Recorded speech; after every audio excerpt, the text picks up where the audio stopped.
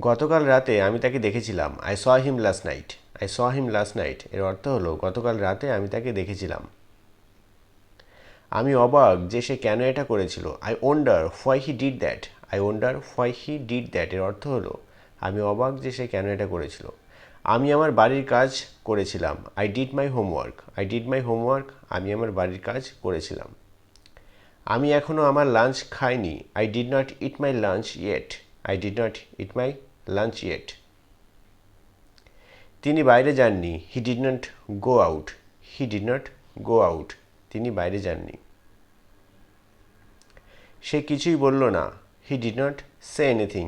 He did not say anything এর অর্থ হলো সে কিছুই বলল না। কি বলতে হবে তা সে জানতো না। He did not know what to say. He did not know what to say. সে সারাদিন শুধু কেঁদেছিল। She did nothing but cry all day. She did nothing but cry all day.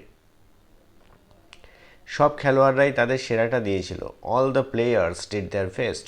All the players did their best. সে যা করেছে তার জন্য আমি দায়ী নই।